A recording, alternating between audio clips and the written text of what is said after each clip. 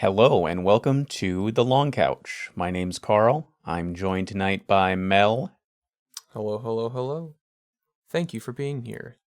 And on tonight's episode, we will be discussing cartoon controversies. So we did cartoon theories, and now we're doing cartoon controversies. Oh, wow. Who knows what other cartoon-related subject we'll cover next. So over the years, we've seen countless popular cartoons become the subject of intense public scrutiny or criticism.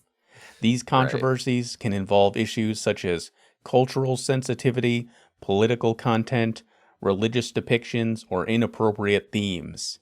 In this episode, we'll cover 7 times our favorite animated characters found themselves in hot water. Okay, all right, cool. You like that intro? Yeah, Yeah, that was pretty good. I thought I might kind of streamline the show a little bit here and, give us a proper introduction rather than me just pulling something out of my ass. I like it. It feels very professional. First up, we've got Pokemon. Right. Specifically, the 1997 episode Electric Soldier Porygon.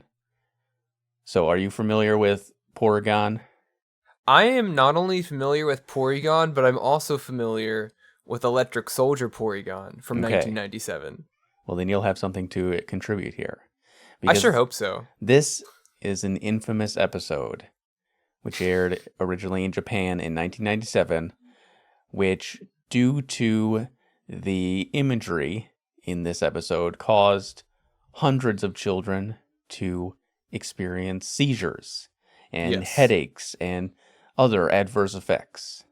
I don't know what the regulations were back then, because I know that if there's anything that could possibly induce like an epileptic fit, I'd know that there's laws that say you got to do that, or at least it's in good faith to do it. I don't know if there's laws, but... Well, this episode is partially the reason why those exist now. I was about to say, I feel like this might have something to do with those regulations being put into place. Yeah, the reason that every video game has a seizure warning in the beginning, or lots of media like YouTube videos will give like flashing light warnings and such, is because people are now aware that photosensitivity and epilepsy exist, and we shouldn't just go around willy-nilly triggering people like this and setting off seizures and such. Even if you don't have a seizure, like just, irritating somebody with photosensitivity for no good reason is something we want to avoid. Yeah, it's interesting because people want to like hype up the Lavender Town syndrome. It's like, oh, the music from Lavender Town is like making kids want to kill themselves. But like this is like an actual thing that happened. Like the Lavender Town was essentially just the equivalent of like a rumor or like a creepypasta. Yeah. But this like actually did damage. This is the real Lavender Town syndrome. Where Lavender Town syndrome, I guess, is just epilepsy, but this actually happened due to flashing lights in the climactic fight of Pikachu versus Porygon. The rapid red and blue flashing gave a bunch of kids seizures because nobody at the time really, I don't know, even considered that this would happen, I suppose, for this to actually air on TV. The thing is 1997, like 25 years ago, 20 something years ago, I feel like in 97, we're kind of at the point where we know that happens. Like, I feel like we know that epilepsy is triggered by flashing lights in some situations. I mean, I could be wrong. That feels like something we would know by then. I mean, this did originally air in Japan, so I don't know if epilepsy awareness is different in Japan or something. I feel like there's no way that's... Because certainly photosensitive epilepsy has existed for, forever. Yes, epilepsy, I just found out, is one of the world's oldest recognized conditions, with written records dating back to 4000 BCE. Right. This was avoidable. On the bright side of this incident, we're all now more aware of photosensitive epilepsy. And that's the reason that you see stricter regulations in what can be shown on TV or any kind of visual media. Yeah. Literally, like you said, before every video game. I remember every DS cartridge or Game Boy cartridge I had, I would boot it up and I would always get the seizure warning. Right. The dangerous and scary thing is you don't know that you are sensitive until you have an attack, you know? That is It's true. like That is having a an good point. allergy, kind of. Yeah, it's like I could be allergic to to something, but until I eat it, Mm-hmm. I mean, I guess they do the shots, but It's true. I've never done that though. Yeah. And hypothetically, you could, like, be okay with some flashing lights and such, but then suddenly you're exposed to a certain color and strobing pattern and you have a seizure. Yeah, Something man. like Fun that. fact: when I was younger, a tween, perhaps, I was out of body wash, so I used the body wash that my mother used, and it was lavender scented. And so I get out of the shower and I'm like, oh damn, my chest kind of like feels weird. I'm covered in hives Mm. all over, just hives. And what do you know? That also happened to be the first time I'd ever used a lavender scented body wash. So we went from So lavender town syndrome to Mel being allergic to lavender. it all ties together. I don't know how, but it does. But yeah, dude, you don't know sometimes you don't know you're allergic until it gets you. I can't imagine going my entire life, let's say, gleefully enjoying the luxury of like shellfish, a nice shrimp, maybe a lobster tail, and then one day biting into it and like my throat closing up. Fuck that. Now, speaking of shellfish, lobsters, Mr. Good Krabs, transition. let's talk about the 2003 episode of SpongeBob SquarePants titled Midlife Crustacean. Let's do it. So, in this now banned episode, Mr. Krabs is feeling old and wants to relive his youth. SpongeBob and Patrick decide to help him by taking him out on a wild night. The classic. So the controversy of this episode arises around part of it where they have a panty raid. So with this being Yeah. a children's TV show, I guess some people thought that the inclusion of a panty raid in which they break into somebody's house and steal their underwear was a little too risque. My kind of issue with this episode being banned, not only from television, but also from like streaming and like stuff like that, because I saw the episode on TV. Mm-hmm. I've seen this episode Um, many times, yeah. Yeah, I've seen this episode tons of times. I was actually surprised when I learned that it was banned. I was like, oh, like I feel like I've seen it enough to where the point is SpongeBob, the like the animators and the writers and the producers of the show, like definitely kind of veered into this sort of like more visceral like body horror territory in some areas. I know that we're all very familiar with the episode in which Squidward is moving the couch with SpongeBob and it fucking just rips up his toenail. I mean, that was hard to watch as a kid. Now the Panty Raid episode, I didn't really like think anything of it beyond it being like a gag, like a bit, like, oh, they're doing a panty raid, but oh no, it's Mr. Krabs' mom's panties. Like that was the extent of the joke to me. But when I saw the episode where Squidward's toenail got ripped up, that was tough to watch as a kid. Like that, if we're banning the panty raid, ban that. And the thing is I like that SpongeBob as a show was like kind of like had that freedom in some situations. Like, you know how like cartoons are confined to the restrictions of child entertainment. So anything a little risque or off color, they have to kind of do like subversive methods to get it through. Like, I like that. I like that you can get a lot of creativity out of the restrictions that children's entertainment provides. Like in regular show, they, instead of killing anybody, they can't really kill anybody, but they can make people explode. So they would explode anybody at any chance they could get, because that was just like how they could represent dying in the show. Mm. And SpongeBob got away with a lot, so I'm surprised that the panty raid is where they drew the line. Well, we have to keep in mind that all kids shows are made by adults, so of course they're going to kind of slip their own sensibilities into there. And I mean, gross out humor in kids shows has always been way more accepted than sexual humor. That is true, and I can see why. Yeah, if you're like a pearl clutcher, maybe you could interpret a panty raid as being too sexual for a kid's show. For sure. But the thing is like, I feel like a lot of the gross out humor in children's television is like pee pee poo poo. You know what I mean? Not like, here's an extended scene of a squid slowly getting his Toenail ripped You're stuck off. on this toenail, aren't you? Dude, it was a visceral experience for me as a child. I watched it and I was like, fuck, man, I'm going to be thinking about that for a long time. And evidently, I was correct because I still am. You ever watch Hellraiser? I actually have not seen all of Hellraiser. Okay, well, don't, because there's a similar scene in that movie where a guy gets gouged by a nail accidentally. Oh, I mean, I like stuff like that now. Oh, okay. But I don't want you to watch it and get triggered and think about the toenail. No. I mean, what my favorite horror movie franchise is Saw.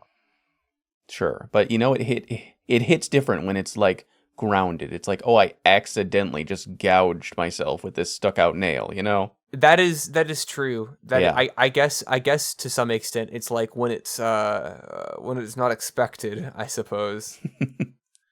I mean, fuck, there's a scene in SpongeBob where the Strangler wants to strangle SpongeBob, and SpongeBob is like, oh, let me put my fucking cleats on, and steps on his eyes Yeah. with the spiked I mean, that wasn't as bad as the toenail thing, but like still, that's intense, man. That's a lot for a kid's show. There's that whole episode where Mr. Krabs and SpongeBob accidentally think they kill the health inspector. Yeah. And they spend the whole time trying to hide his corpse. You know, I could understand, now that you've brought it up, I could understand why maybe a more sexually charged bit would be way less acceptable for a children's show than rather insinuating that somebody is dead or doing gross out humor. Like, I get that, but I do feel like it's pretty mild for something to be banned. Like, I don't know. Well, it wasn't really a problem until 2018. That's really? when it got removed, because it would seem to be fine for years, and that's why we were able to watch it on TV. Yeah, as of 2018, it's no longer rerunning on Nick, and you can't stream it on Paramount Plus or Amazon. What a shame. We've lost a real one. Mm-hmm. That's for true. Now, I want to bring up like a little side story on this one. There's a theory, and yes, we're doing a cartoon theory. Oh, wow, we're back to that. Okay, cool. There's a theory that karate episode between SpongeBob and Sandy is actually a secret sex subplot. Are you familiar with this? I feel like I've heard that, or like them doing karate is a euphemism for sex. Yeah, and they can't stop thinking about it, and Dude. like everything reminds them of karate. Yeah. I've definitely heard that, and I think it kind of sparks a greater conversation about.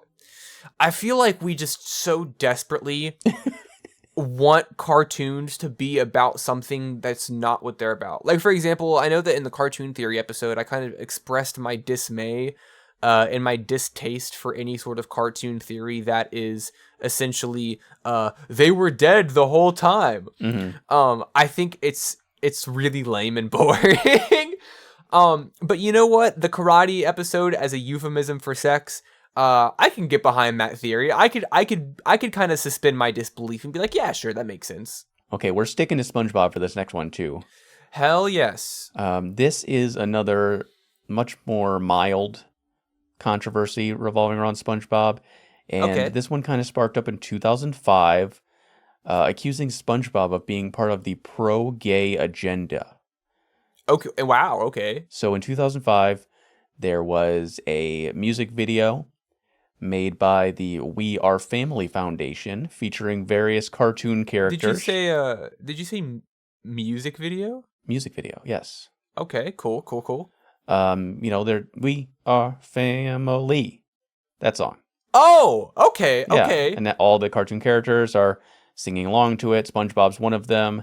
And apparently people considered this as some kind of SpongeBob pro-gay propaganda. SpongeBob's appearance in the video is seen by some as a subtle nod to LGBTQ plus inclusivity. So it wasn't like what they were using the IP and iconography as SpongeBob for. It was quite literally just his inclusion in the video that kind of sparked this discussion from conservative in group saying, oh, this is now promoting homosexuality because SpongeBob is just in it? I am really unsure. Obviously, the concept of the video is inclusivity and tolerance among kids. You know, we are family and all that. And for some reason, having SpongeBob in it, SpongeBob has been suspected and accused of being gay with Patrick for many years. I've heard that a bunch of times as a kid and a preteen. Well, here, when I was a kid, and I'm sure this is probably something along the lines of what you heard, given what you just said, but there was like there was the theory, the rumor, the legend that SpongeBob was allegedly supposed to be slotted and produced as an Adult Swim series, where SpongeBob was canonically gay. Mm-hmm. That was what we were told in middle school. Like, oh, did you know that it was actually supposed to be an adult show where SpongeBob is gay? Steven Hillenburg said in an interview back in like 2005, which is actually probably now that I think about it, in response to this, he said that he considers SpongeBob asexual in terms of sexuality. Well, yes, any character who doesn't ever have sex in any of their media is asexual. Well, yeah, I mean, it's straight from the horse's mouth, though. Steven Hillenburg is, he said, we never intended for them to be gay, so it probably was in response. We never intended for them to be gay. I consider them to be almost asexual. I mean, they hardly even intended for them to be straight, because sex or romance or lust or anything is never even a part of the show or any SpongeBob media. No, it's not. No, not at all. I do think that the idea of conservative groups such as the American Family Foundation being like SpongeBob's inclusivity in this video that is teaching children to be tolerant of one another, which, by the way, is the best time to teach them when they're kids. You know, kids are like information sponges, dude. Mm-hmm. So telling a bunch of children, hey, you know, we should care about each other and we should not be prejudiced towards one another. It's a good message. But for them to be like, SpongeBob's in it, it's gay, I just don't get it. I get the rumors behind like, oh, he was supposed to be gay, but watch SpongeBob and there's nothing I would say that is, I don't feel like there's anything in the show that even slightly hints at the idea that SpongeBob might be, to some extent, not only sexually active, or even romantically active, but also gay. So I agree with you. I agree to the point that, you know, romance and sex or anything is not a factor in SpongeBob's I mean, Mr. Krabs maybe, but he's like the only Sure, adult kind of. but not SpongeBob. As far as SpongeBob is concerned, like, I think it's slightly implied that he has a crush on Sandy. Very, very slightly. And even that would... In the first episode that Sandy is in, it kind of hints at that, but it definitely is not a recurring thing. It's a super mild subplot, if even that. Yeah. Now, you say that there's nothing to even suggest that SpongeBob is gay. I mean, let's consider this. You know, and as a queer man, I'm allowed to make these accusations. You're allowed to make these accusations against SpongeBob? I am accusing SpongeBob. Okay, I'm listening. Like, he's a grown-ass man. He lives alone. Yes. All right, he's never had a girlfriend or a wife or anything like that. Never had a husband either. Right. That's very true.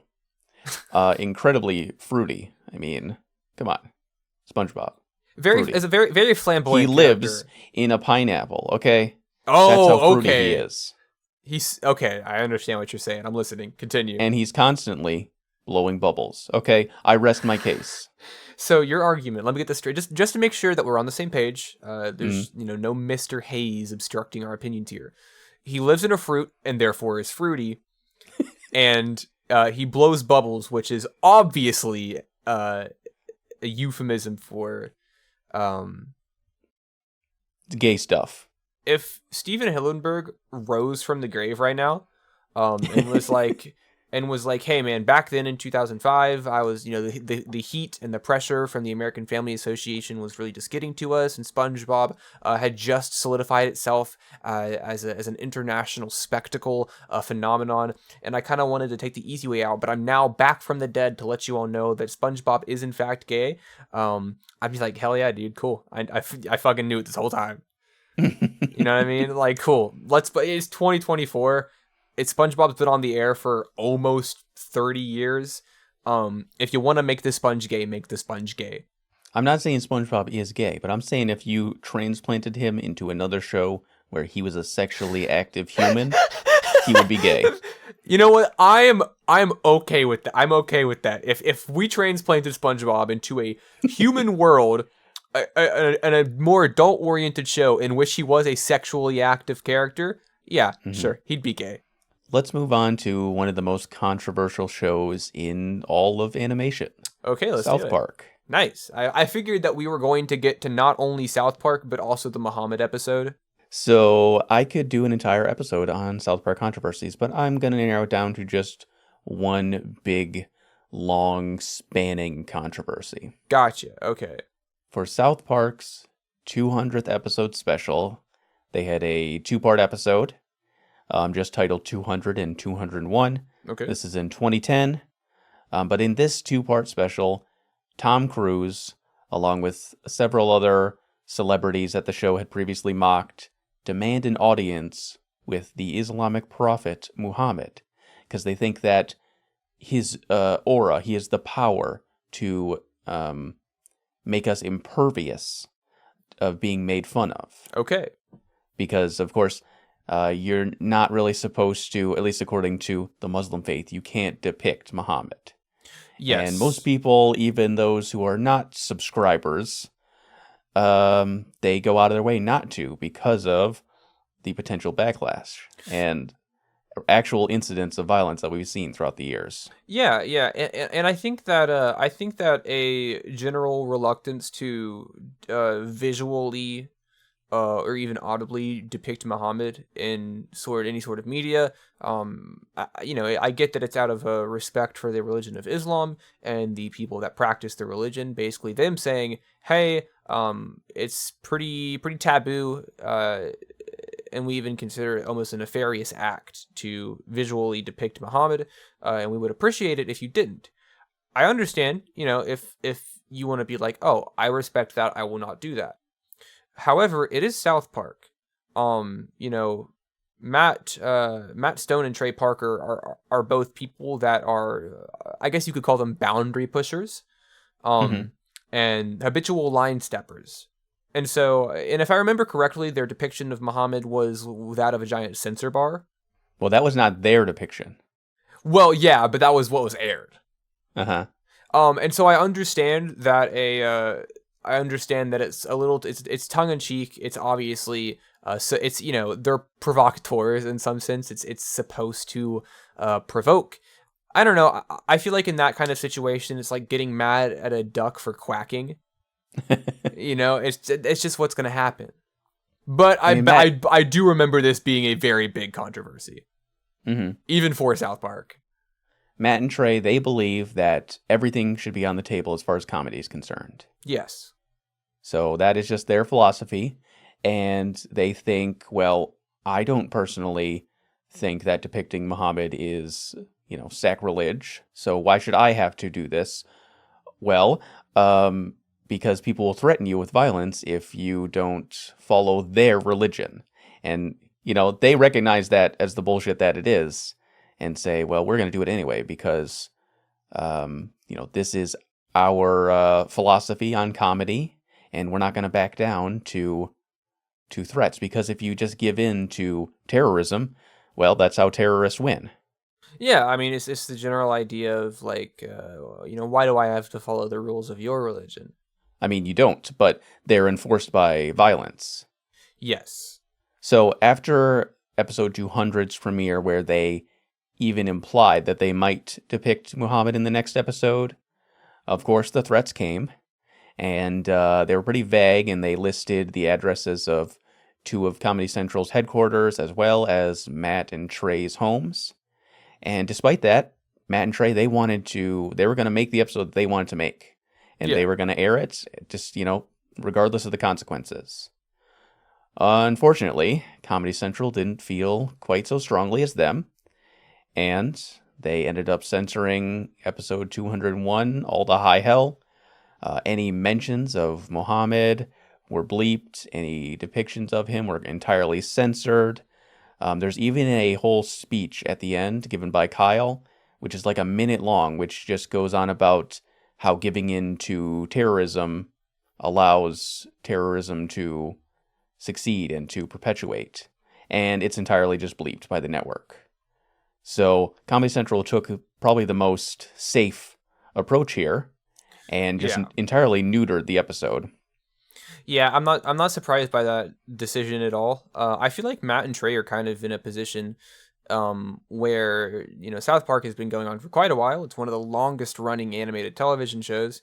But I feel like from the very beginning, they were kind of both in it to the extreme, in a very uncompromising manner. So if they were to do something that would potentially compromise their position as having a show, then I feel like that there are two people that would rather go to kind of go down in fire and glory Hmm. than sort of takes a kneel to something. And so I get that they were frustrated because because they're fucking in it to win it. Yeah. They don't want to compromise on their creative vision.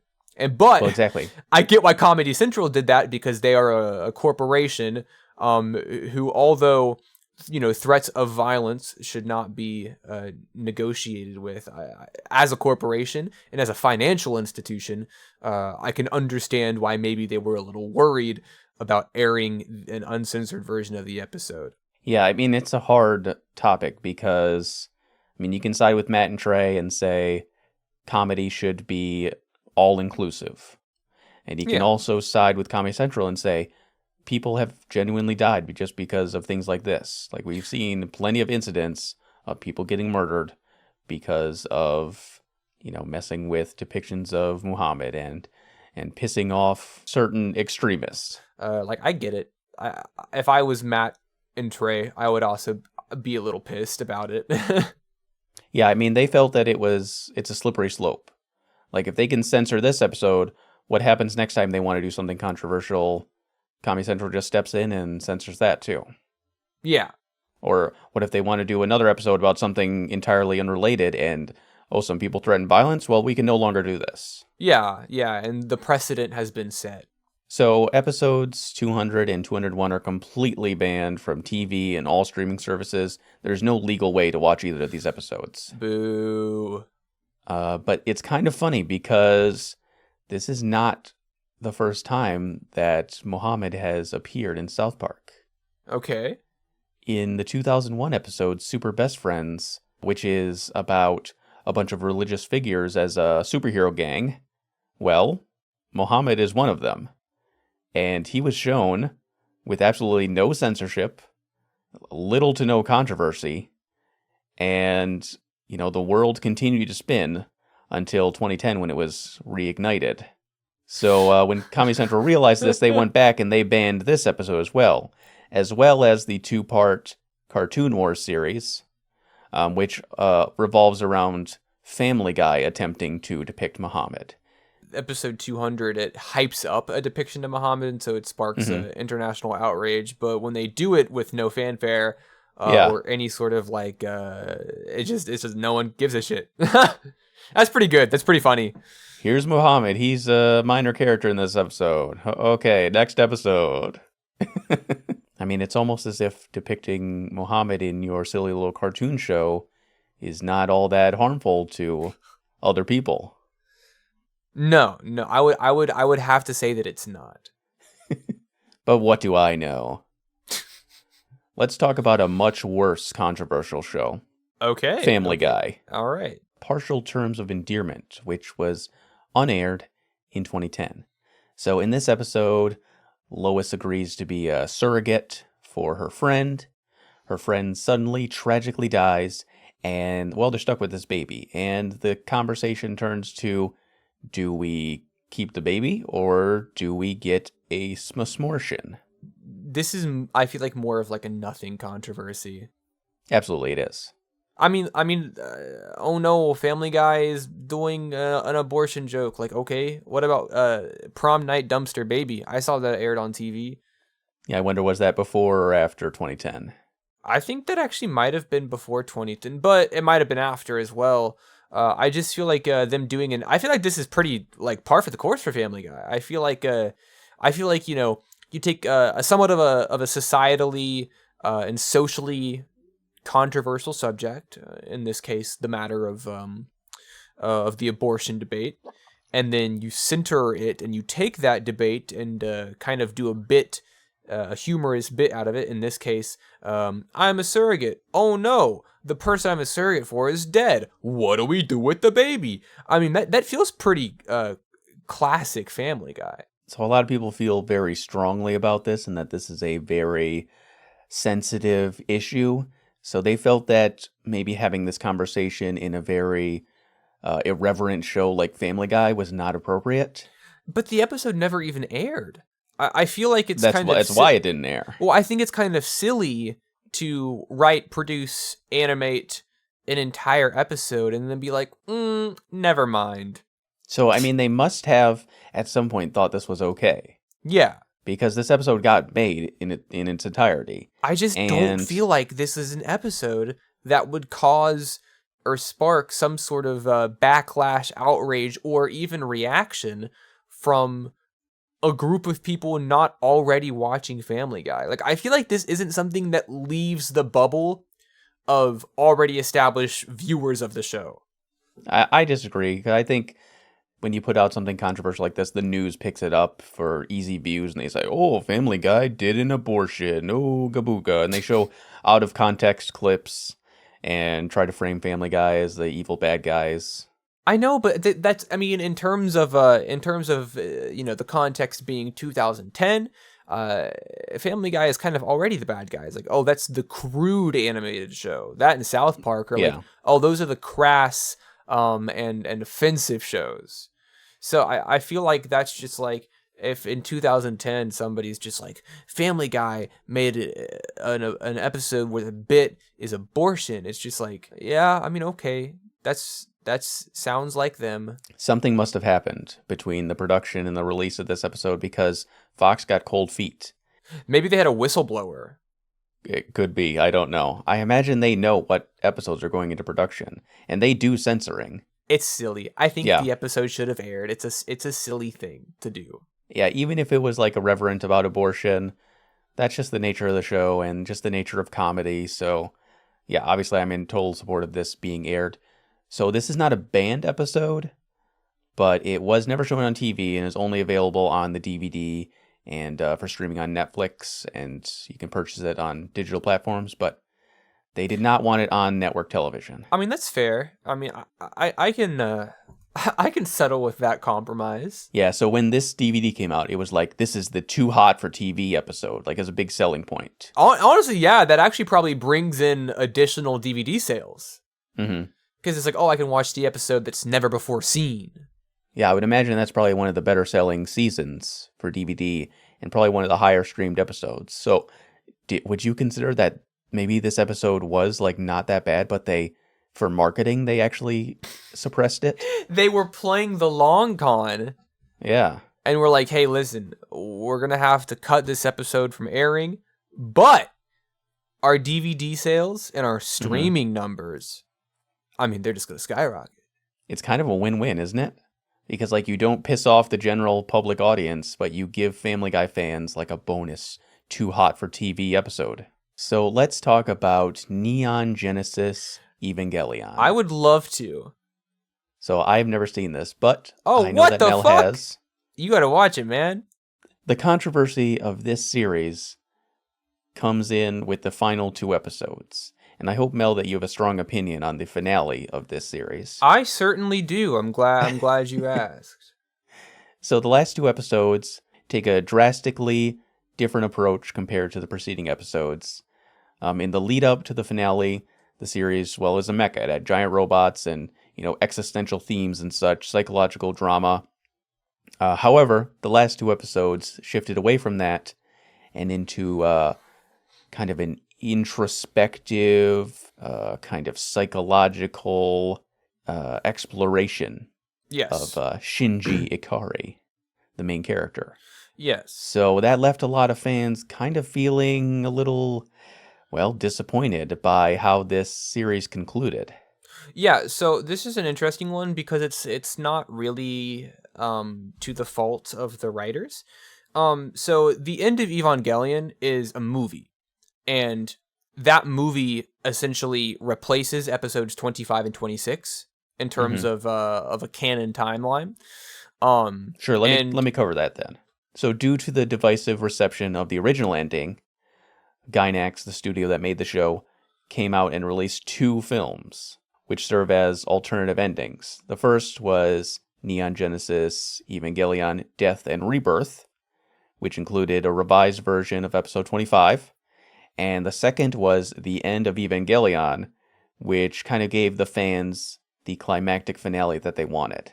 So the show had their budget cut. And so the end of Evangelion, the movie, was essentially the planned and desired ending to the show. But due to the budget cuts on the production of the show, episodes 25 and 26 are what we got due to a lack of resources and money, essentially. And so I understand why the episodes are controversial. They're significantly more abstract than the first 24 episodes of the show. And they don't really give the show a definitive ending. They don't really tie up the loose ends. Rather, they leave it with an open-ended, philosophically oriented, and, contextually vague ending. But I can't really get too mad at them. One, because they're really good episodes. Narratively, they're great. But it's just not an ending. And we do have the end of Evangelion, which is like the generally considered the definitive ending of the show. Once you watch the show, you have to watch the end of Evangelion. I mean, it's literally called the end of Evangelion, the end of the show. But you can imagine at the time, before these movies came out, yes, being disappointed by the original ending that you got.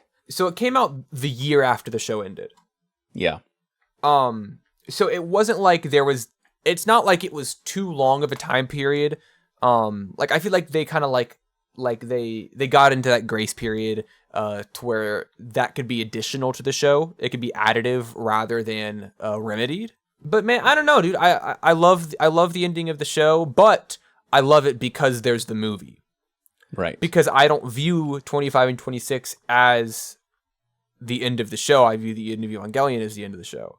And if you watch the show and you watch the end of Evangelion after the last 2 episodes, it's just you're like, no fucking way could episode 26 have been the ending. There's no way that I would have been satisfied ending it there. But unfortunately, a lot of people do because they don't realize that there's a movie. But yeah, I don't know. I can understand why it's controversial. I'd be pretty pissed too. It's budget cuts, man. What are you going to do about it? So I came into this thinking that they only made these movies due to the backlash and the controversy. But you're saying that this was always the intent and that they just ran out of money and were unable to kind of see the vision through? Yes. I mean, when the movie starts, it starts off with an episode 25 title card. Quite literally replacing episode 25, the first one of the show. So yeah, I mean, the movie was made because that was the ending from the beginning, but budget cuts were made and they weren't able to make it. I thought this was like a Mass Effect kind of situation, where Mass Effect 3 was so bad and fans hated it that they went back and they said, oh, well, here's like an extra alternative ending, which is mostly fan service, which will kind of, please the audience because our ending was just so terrible. Yeah, no, this is just the unfortunate result of budget cuts. This is going to be our last one. Okay. And this controversy revolves around the anime studio MAPPA. I actually might not know what you're talking about here. Okay, well, allow me to educate you very briefly because this is a complicated topic. Okay. There's a lot of pieces. I'm only going to be doing the ever so slightest overview of this controversy. A lot of moving parts. Yeah. So, MAPPA is a very well-regarded anime studio founded in 2011 by legendary Madhouse producer Masayo Maruyama. I will do my best with these Japanese names. They established themselves as an anime powerhouse over the past decade with their involvement in Jujutsu Kaisen, Chainsaw Man, and Attack on Titan, among many other great shows. Yeah. In 2006, Maruyama decided to step away from MAPPA, and he entrusted the studio to the then CEO, Manabu Otsuka, which began the string of controversies we see today. So, Mappa kind of changed leadership around 2016, and, well, they've been kind of embroiled in controversy ever since. Okay. Due to the treatment of their employees and the deadlines that they have them working under and their conditions and delaying their pay and the overtime that they expect of their employees. See, I did know about this. This is the controversy. Okay, the overworking shit. Yeah. Jujutsu Kaisen Season 2 coming out recently, it's like incredible and people are loving it. But at the same time, they're not loving what the people who made it had to go through to make such incredible work. Yeah. It's never worth it. It's never worth it. Listen, I mean, I like Jujutsu Kaisen, but dude, animators are like already underpaid, not treated well. It's just good media is never worth the emotional and physical distress that it causes the people that have to make it. Like, I'm cool with waiting. Like, I don't need the new season right now. I'm cool with waiting until I'm cool with waiting if it means that the media that I enjoy and that I derive entertainment from is created within a humane and regulated working environment. Unfortunately for the corporations that make these, it's not worth it. No. Because it's way more profitable for them to overwork their employees and get this thing out quickly while the demand is high. And if they have like rotation of employees, if they burn people out, they can be replaced as far as they're concerned. Yeah, unfortunately. Unfortunately, creative people who have this kind of inspiration and this kind of talent, well, they're hard to replace. And if you burn them out like this, in the long run, it's just, you just have a net negative. Like, you just get less good art in the world. Yeah, so I think all the fans are okay with waiting. We're happy to wait as long as we know we're going to get an amazing product, and the people who made it are going to feel good enough to make more of it in the future. Here's the thing, though, to kind of counteract that, I truly see a lot of people, primarily on Twitter, I see a lot of people who really don't have any issues with dehumanizing the animators of the show, and they would much rather align their upset mood with the fact that they're upset over having to wait for something rather than they're upset over the working. No, it's not most people. It's a very loud a small group of people, but I've seen it, man. I mean, it's not even wrong to say, oh, I hate that I have to wait for Jujutsu Kaisen Season 3 now. The wait's killing me. Yeah, But if you're that's doing fine. that at the expense of people's well-being, that's a problem. Yes. During the production of Jujutsu Kaisen, the lead animator tweeted out, "I want to die quickly." The post was deleted 14 minutes later. Cool. And that is one of many alarming messages that have come out of this studio. In February of 2022, Attack on Titan's then director, Teruyuki Omine, tweeted, "I went home for the first time in 3 days." The tweets were deleted Jesus within a few Christ. hours, but it was too late for Mappa. They'd already gone viral. That's rough. So it seems like in animation and game development, and I'm sure many other industries, crunch culture is real. Yes, very, very expected. You have a deadline to meet, and you've got shareholders waiting, and your higher ups are going to work you into the ground to meet these deadlines. And we've seen time and time and time again how these products suffer from that. Yes. I mean, sometimes they're amazing, but like sometimes you can notice that like the product was made under bad working conditions, and the quality of the media suffers due to it. I think about like Red Dead Redemption 2 and how that game is like pretty much a magnum opus of gaming. But the people who made it, they suffered to make that shit. And, a lot of them are not going to remain in the industry because of that. A lot of amazing people who put work into these games or these animations, the incredible work on Attack on Titan and Jujutsu Kaisen Season 2. The people who actually put these things together are going to be so burnt out by these conditions that there's not going to be this kind of quality in future anime and games. Yeah, I was about to say, man, the gaming industry and the animation industry are boast not only monolithic in nature, but also just fucking cycle workers in and Mm-hmm. out constantly. They chew them up and spit them out at a pretty alarming rate. Yeah. Do you think AI is going to help here? No, fuck AI. Don't bring AI into animation or gaming. Really? Nah, man, listen, I don't want your fucking... Listen, I've already seen what bullshit AI does in terms of generating frames to make 30 FPS or 24 FPS anime into 60 FPS, and it looks like shit. Listen, I want to watch Kakashi fight Obito in the fucking alternate dimension, Mm-hmm. but the best quality recording of that fight on YouTube has been upgraded to 60 FPS, and that's just not how it's supposed to be. Animation is an art form, and when you synthetically bump up the frame rate, it kills the intention. There's weight to frame rate, and making something overtly and hyper smooth with AI kills the weight and the impact that the movement has. I think that AI, in terms of animation, needs to stay the fuck out, because where it would streamline the processes, I think that it would streamline the processes and produce significantly lower tier quality work that I think would be noticeable. And the same thing with gaming is like AI can be used for very cool and interesting things, but art is not one of them. I mean, I think AI is only going to get better, and if it can be used responsibly, But it can't. if you can incorporate it into doing all the menial things of animation and game design, not the creative stuff. Leave the creative stuff to people. Have AI help with the menial tasks of it. Like, why can't AI like flesh out some of your backgrounds, which are then revised by a human, or help just speed up the animation framing process?